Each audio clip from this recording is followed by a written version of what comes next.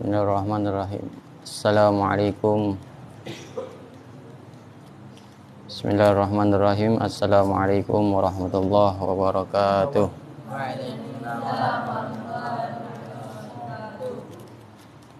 Tes. Alhamdulillah. Alhamdulillahirabbil alamin. Wassalatu wassalamu ala sayyidil mursalin sayyidina Muhammadin wa ala alihi wa ashabihi ajma'in. Subhanaka la ilma lana illa ma 'allamtana innaka antal alimul hakim. Wa tub 'alaina ya maulana innaka antat tawwabur rahim. Ya Fattah ya Alim ya Fattah ya Alim. Iftah 'alaina futuhal 'arifin wa faqihna fid din wa 'allimna ta'wil ya rabbal alamin. Qala al-muallif rahimahullah ta'ala wa nafa'ana bihi wa bi 'ulumihi wa madana fi darain amin. Bismillahirrahmanirrahim. Alhamdulillah, segala puji bagi Allah Subhanahu wa taala. Kita panjatkan atas kehadiran Allah yang telah banyak memberikan kenikmatan, karunia iman dan Islam kepada kita semua, sehingga di malam hari ini kita dapat berkumpul kembali, dapat melanjutkan pengajian kita kitab Hadis Al-Arba'in, Syarah Hadis Arba'in, yakni kitab Al-Jawahirul Lu'lu'iyah fi Syarhil Arba'in Nawawiyah. Mudah-mudahan dengan kitab ini kita mendapatkan keberkahan dari pengarang dan guru-guru kita yang bersambung langsung kepada Rasulullah SAW. Amin ya rabbal alamin. Alhamdulillah, kemarin kita sudah bahas tentang hadis yang kedua dan masih berlanjut. Kemarin masih dijelaskan tentang malaikat Jibril alaihissalam yang beliau menyamar pada seseorang yang bernama salah satu sahabat dari baginda Rasul sallallahu alaihi wasallam, yakni Dihya al-Kalbi as-Sahabi, yang beliau seorang Dihya ini adalah laki-laki yang paling tampan di antara masyarakatnya ataupun orang-orang yang di sekitarnya. Ya, orang yang paling ganteng, orang yang paling tampan.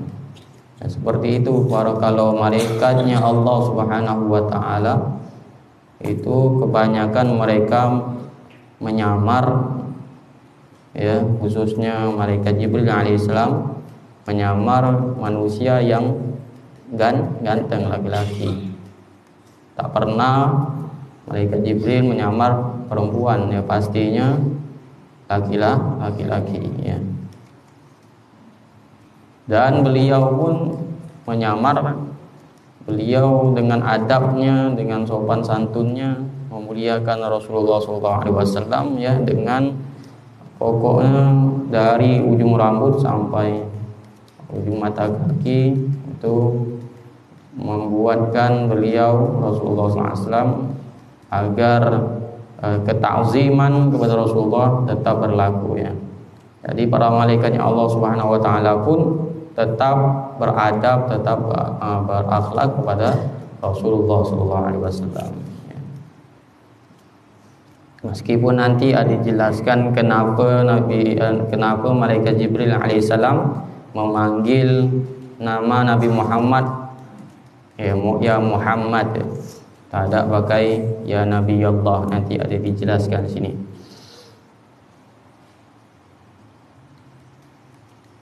Wa qawluhu la yura alaihi safar, wal ma'na la yura ahadun alaihi asaru safar, ay alamatuhu wa hay'atuhu min ghairihi wa syu'uthati, wa la ya'rifuhu minna ay mu'asyaratus sahabah ahadun. Jadi ketika malaikat Jibril alaihissalam datang kepada baginda Rasulullah SAW, para sahabat Nabi tidak mengetahui ini benar-benar malaikat atau orang biasa, ya. Tidak ada tanda-tanda kalau dia itu termasuk orang yang musafir. Tidak ada bekas dari wajahnya yang penuh tumbuh, tidak ada, ataupun rambutnya tidak ada kusut, ya, rapi pokoknya. Jadi tidak ada bekas kalau dia itu seseorang yang musafir. Maka ketika datang langsung duduk orang tersebut, malaikat Jibril tadi langsung duduk, hatta jalasa ay fajalasa fa hatta ibtidaiyya wa yasihu an takuna ghaiba fatata'allaq bi mahdhufin ay fa sallam wasta'dana wa dana hatta jalasa ila Nabi sallallahu alaihi wasallam, ya. Jadi langsung duduk kepada Rasulullah SAW, langsung duduk di dekat Rasulullah SAW. Meskipun sebelumnya beliau izin dulu, ya, ada langsung duduk, langsung izin sebelumnya beliau. Ketika duduk langsung dirapatkan rukbataihi ila rukbatai, ya, lutut ketemu lutut, disambungkan. Ini tata cara belajar yang benar dan tepat ini.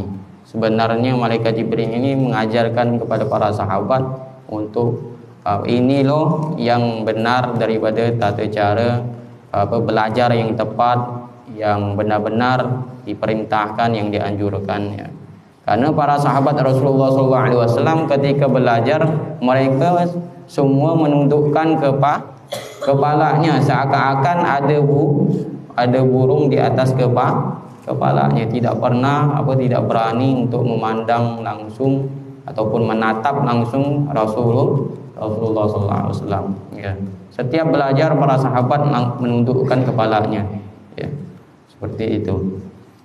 Wa wada'a ay rajul kafai ala fakhidaihi ay fakhidan Nabi sallallahu alaihi wasallam. Ketika disambungkan, didekatkan lutut dia ke lutut Nabi Muhammad sallallahu alaihi wasallam, kemudian malaikat Jibril alaihissalam meletakkan tangannya ke paha daripada kaki baginda Rasulullah sallallahu alaihi wasallam. Ya. Bertalaki seperti orang yang talaki, ya, talaki. Wa inna ma fa'ala dzalik litanbihi ala annahu yanbaghi lisa'il 'adamul istihya inda su'al. Nah, ini kenapa malaikat Jibril melakukan seperti itu? Malaikat Jibril ingin mencontohkan ini tata cara kalau memang benar orang ingin menuntut ataupun menimba ilmu dengan dengan pastinya, ya, supaya ilmu itu cepat diambil, cepat didapatkan, ya. Seperti itu kalau memang benar-benar ingin bertalaki, ya. Seperti itu yang dicontohkan oleh malaikat Jibril. Wa yanbaghi lil mas'ul as-safha 'anis sa'il wa in ta'adda ma yanbaghi min al-ihtiram lil mas'ul wal adab ma'ahu. Dan itu pun tidak termasuk perkara yang tidak melanggar daripada adab ataupun akhlak, ya. Itu kalau kita mau belajar khususia, mau mengambil talaki, sanad ke ataupun yang lainnya seperti itu, ya. Didekatkan lutut sama lutut. Kalau di kalangan ahlu tasawuf seperti itu, mereka ngambil sanad, talqin dan lain sebagainya. Kalau udah ada mursyid sama muridnya yang dipercayai oleh gurunya, seperti itu. Apalagi kalau dia mau menggantikan posisi gurunya, mursyidnya, maka didekatkan lutut ke lutut, murid ke guru, seperti itu. Ya, seperti yang dicontohkan oleh malaikat Jibril ini.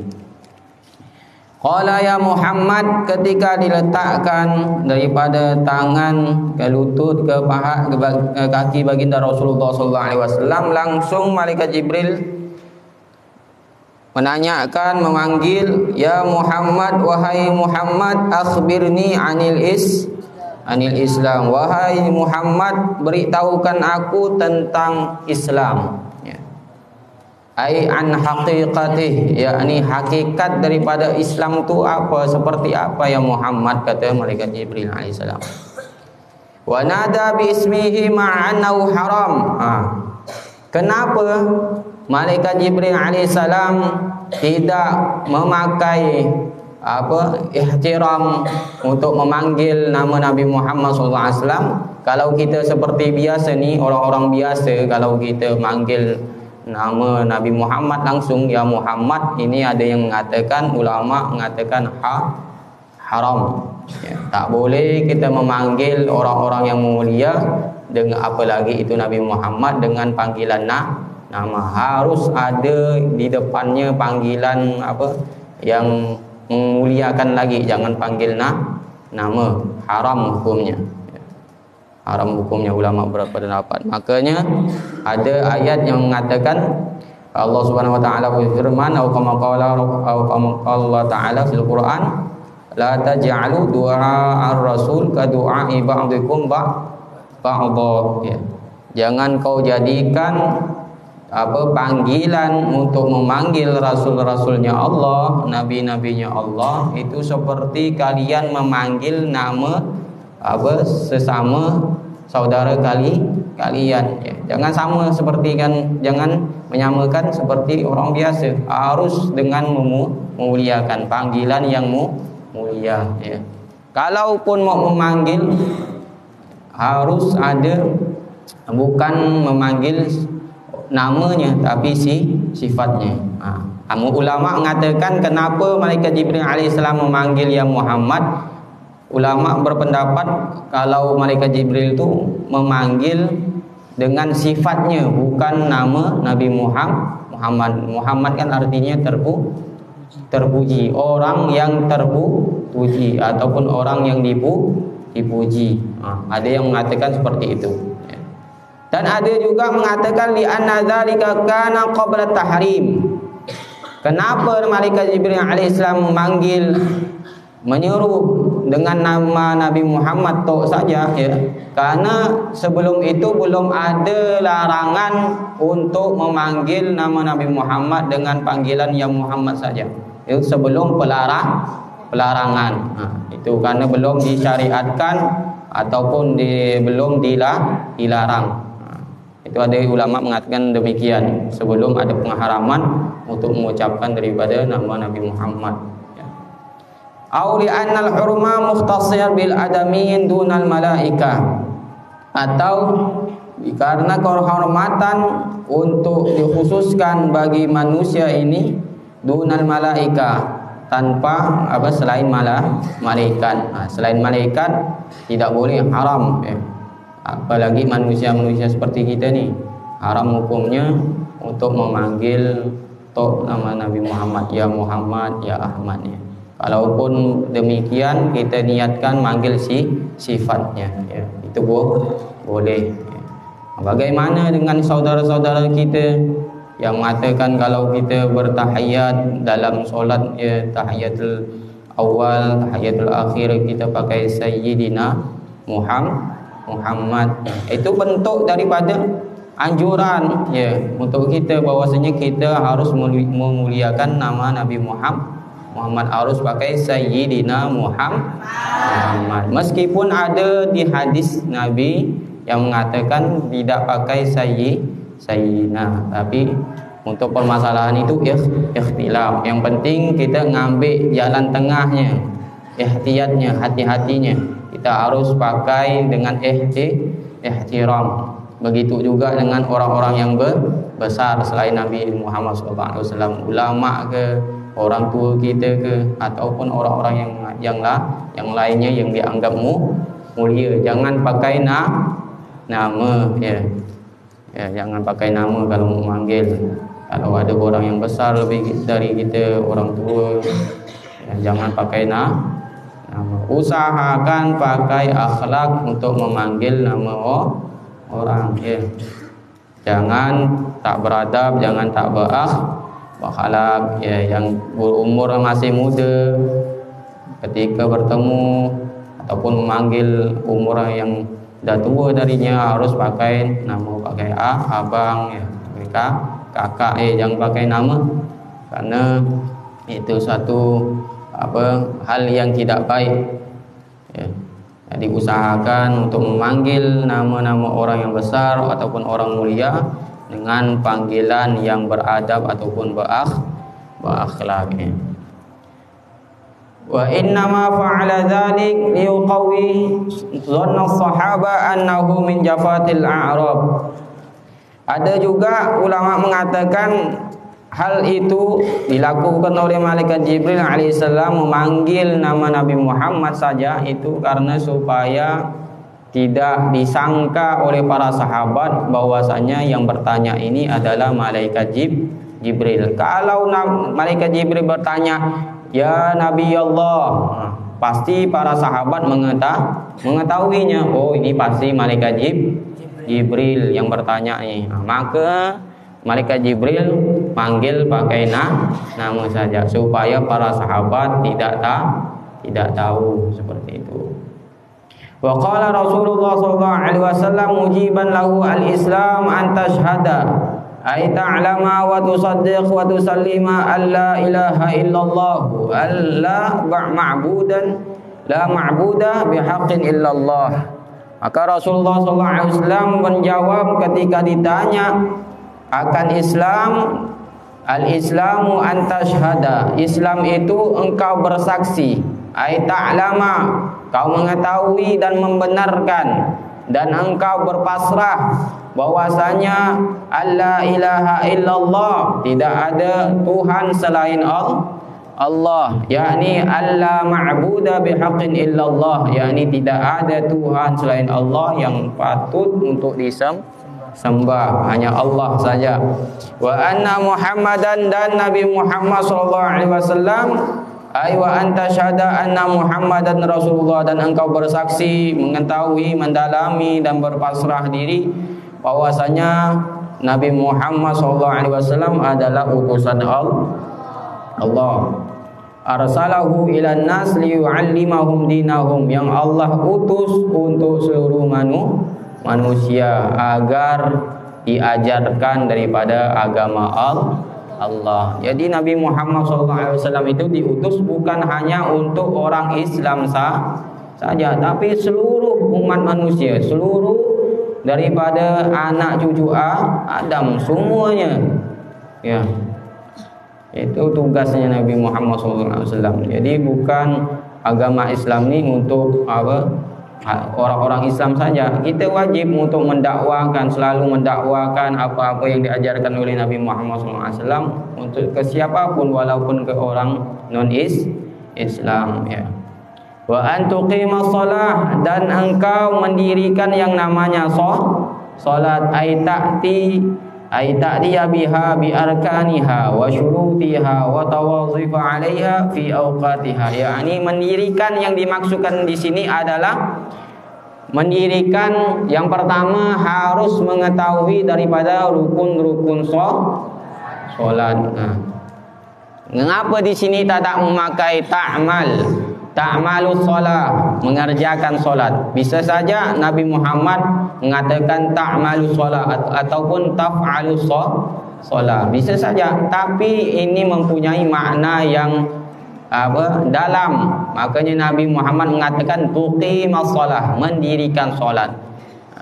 Yakni harus mengetahui dengan rukun-rukun solat, wa syurufiha, dan syarat-syarat solat, dan mengetahui peraturan ataupun aturan-aturan terlebih daripada waktu-waktu solat.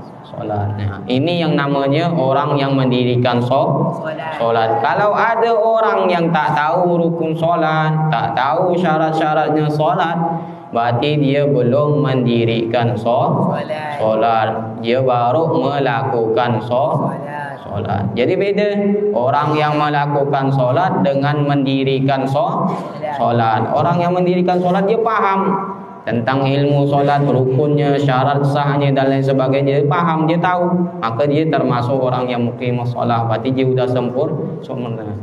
Kalau dia masih tidak tahu rukun-rukunnya, syaratnya, berarti dia belum naik ke maqam yang ini orang yang mendirikan solatnya. Maka kenapa banyak orang-orang yang masih saja melakukan maksiat, masih saja melakukan dosa, karena mereka belum termasuk orang yang mendirikan solat. Karena janji Allah, orang yang mendirikan yang namanya solat, dia pasti dijauhkan daripada perkara haram, perkara maksiat. Ya, kita hafal sudah, inna sholata tanha 'anil fahsya wal munkar. Ya. Sesungguhnya solat itu bisa mencegah daripada perkara fahsya, jelek, ya, maksiat, dosa, ataupun perkara mungkar. Ya. Jadi itu janji Allah. Itu untuk siapa? Untuk orang-orang yang benar-benar mendirikan solat. Jadi orang yang solat tanpa ilmunya, maka dia belum mendirikan yang namanya solatnya. Kita kabarkan mereka seperti itu. Ya, jikalau ada yang bertanya kepada kita, aku ni dah solat 5 waktu, tepat waktu, tapi masih aja ada yang salah dengan solatnya. Untuk kita tanya, rukun-rukun solat tahu tak? Faham tak? Syarat-syarat solat faham tak? Kalau dia tak tahu, berarti itu kita suruh dulu dia belajar rukun-rukun solat, syarat-syarat solat. Kalau masih saja dia sudah tahu seperti itu, kita beritahukan lagi yang lainnya. Mungkin dalam wuduknya dia salah, ya, wuduknya belum sempurna, mungkin seperti itu. Maka orang-orang yang benar-benar mendirikan solat ini, insya Allah dia akan menjadi hamba-hamba Allah yang selalu taat dan berbuat kebaikan. Ya.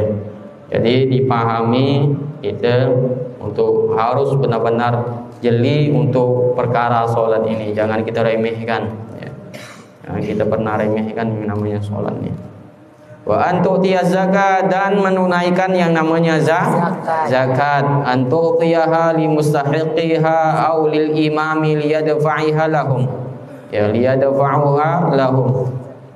Yang ketiga adalah menunaikan zakat. Kita diperintahkan, diwajibkan untuk memberi kepada orang-orang yang berhak menerima zakat. Ya. Itu berhak. Ini boleh kita langsung ngantarkan sendiri boleh, ataupun kita langsung wakilkan ke amil zakat boleh itu. Ya, seperti itu. Kita langsung ngasih sendiri pun boleh, tetap sah. Ya. Maka kalau untuk perkara zakat ni, kalau kita tidak termasuk orang yang berhak menerima, jangan sampai kita minta bagiannya. Kalau kita belum termasuk orang yang 8 asnaf tadi, ya, jangan sampai. Kalau kita tidak termasuk orang yang 8 asnaf tadi yang berhak menerima zakat, kita masih minta, maka hukumnya berdosa. Dosanya bukan dosa kecil, tapi dosa besar. Karena Nabi Muhammad SAW bersabda di hadis sahih yang diriwayatkan oleh Imam Bukhari dan Imam Muslim. Beliau bersabda, "Innallaha harrama 'alaikum 'uquqal ummahat wa wa'dal banat wa man'an wahad." Sesungguhnya Allah Subhanahu wa taala mengharamkan atas kalian untuk melakukan daripada 3 perkara ini, yakni pertama, durhaka kepada orang tuanya, terlebih kepada ibunya. Yang kedua adalah membunuh anak perempuan. Yang ketiga dan keempat ini menolak untuk mengeluarkan zakat dan menerima zakat padahal dia bukan termasuk orang yang berhak menerima zakat. Nah, ini hati-hati. Ya, kita sadarkan kalau ada orang yang tak tahu, dia udah kaya, dia udah bercukupan, masih mau menerima zakat. Kita bilangkan dosa besar. Tak boleh. Ya, kalau kita tak termasuk orang yang berhak menerima zakat, jangan sekali-kali kita beranikan diri untuk ngambil zakat. Hukumnya dosa besar, hukumnya haram. Ya, hati-hati. Kabarkan ke keluarga kita, saudara-saudara kita yang belum paham, yang masih melakukan seperti itu, kita kabarkan, beritahu. Tak boleh hukumnya. Wa anta summa Ramadan ay tamta'a an jami'il mufattirat fi ayyamihi, dan berpuasa di bulan Ramadan yakni harus menjauhi daripada apa yang membatalkan daripada puasa dan hari-harinya dan lain sebagainya, ya. Wa anta hujjal bait wallahu alam shawab. Sebelum ana menutup daripada kajian malam hari ini, ana mau menyampaikan satu kisah dari Imam Bukhari radhiyallahu an. Kisahnya Imam Bukhari radhiyallahu an yang harus kita contohi daripada amal ataupun kebaikan beliau ni. Salah satu karamah daripada Imam Bukhari radhiyallahu an itu sebelum ketika beliau wafat dan dikuburkan, itu kuburan beliau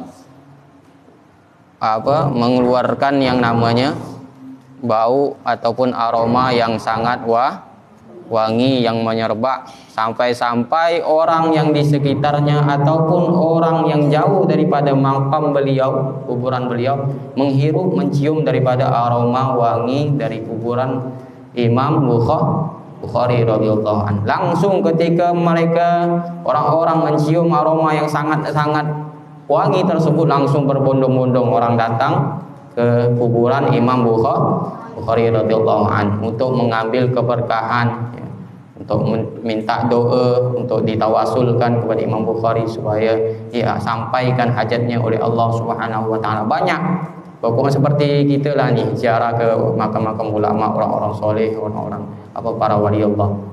Ketika masih banyak sampai membeludak, ya, kuburan beliau tu, akhirnya daripada ahli waris dan keluarga daripada Imam Bukhari, jaga daripada makam Imam Bukhari, mewanti-wanti, takut masyarakat atau orang-orang ni menyalahgunakan, salah niat, takutnya ada ngambil tanah Imam Bukhari untuk disimpan, untuk dijadikan jimat. Maka mereka-mereka yang menjaga kuburan makam Imam Bukhari langsung membuat daripada pagar, pokok tak tahu pokok pagar, supaya orang-orang tak bisa ngambil tanah daripada makam daripada Imam Bukhari. Tapi ketika dipagar, sudah ditimbun tanah baru lagi, tetap masih mengeluarkan aroma bau yang sangat wangi. Tak terputus-putus. Pokoknya setiap hari bau aroma mengeluarkan daripada wangi, tak habis-habisnya. Maka pada saat itu ada salah seorang sahabat beliau, orang soleh juga ya, teman beliau, yang bermimpi daripada Imam Bukhari di mimpinya. Maka ketika mimpi bertanya sahabat tadi ini kepada Imam Bukhari, "Ya Imamuna, wahai sahibi, wahai temanku, wahai sahabatku Imam Bukhari, amal apakah yang engkau dapatkan, amal apakah yang engkau perbuat sehingga kuburan engkau ini mengeluarkan daripada wangi yang sangat-sangat harum?" kata kata sahabat tadi ini bertanya kepada Imam Bukhari. Maka kata Imam Bukhari radhiyallahu anhu, "Tidak ada yang aku amalkan selain di dunia tu aku suka," kata kata Imam Bukhari. Yang pertama kata beliau, bikathratis shaum, bikathratis siyam, kata Imam Bukhari. Karena aku dulunya semasa hidup aku suka banyak puasa. Jadi Imam Bukhari ini setiap hari dalam hidupnya sering berpuasa. Bahkan puasa Daud pernah dilakukan beliau. Pokoknya gemar untuk melakukan puasa sunnah. Kalau wajib jangan bilang lagi, ini puasa sunnah. Pokoknya sering dilakukan Imam Bukhari. Itu yang pertama. Yang kedua kata beliau, wa adami an waqi'i finnas.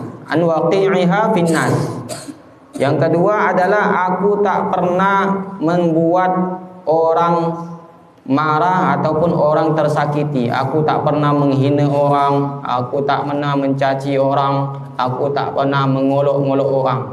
Dua amalan itu yang aku lakukan dan aku istiqomahkan ketika aku hidup. Makanya Allah berikan karomah daripada peninggalan ataupun pasca aku wafat, yakni kuburan aku mengeluarkan daripada aroma yang wangi. Jadi dua tu, banyak puasa dan tidak pernah mengejek ataupun menghina orang. Kalau kita pengen mengikuti seperti itu Imam Bukhari, maka lakukan dua amalan ini. InsyaAllah kuburan kita ataupun kuburan kita nantinya ketika kita wafat, mudah-mudahan Allah selamatkan kita daripada azab kubur. Itu pastinya diselamatkan langsung tuh azab kubur Imam Bukhari pasti. Kalau udah mengeluarkan bau yang wangi itu pasti udah nyaman dah beliau ya. Raudhah min riyadil jannah.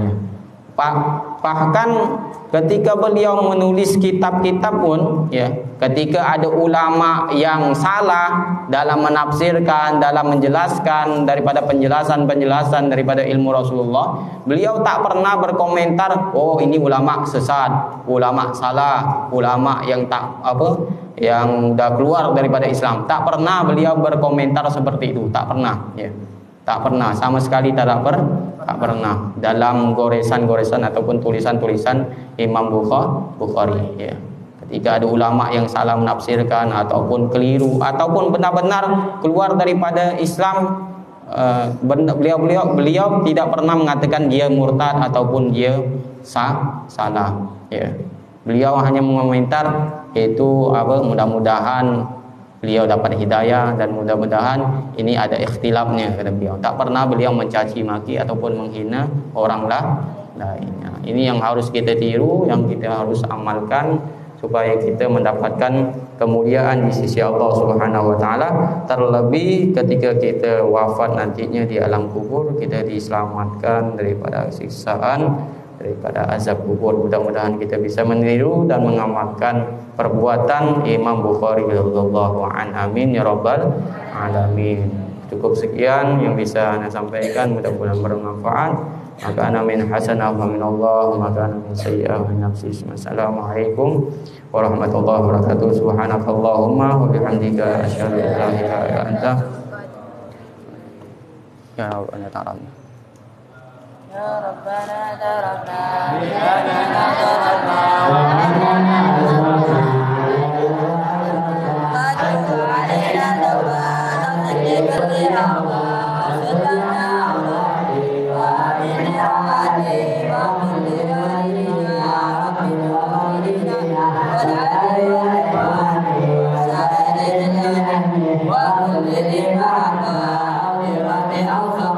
والمسلمين آمين وبهم ولا وجود منا بسار منا للمصطفى رسول الله بكل صلب المصطفى رسول الله بكل صلب المصطفى رسول الله بكل صلب صلى وسلم ربي عليه عند قلبي وعلى آله وصحبه على رسول ربي والحمد لله.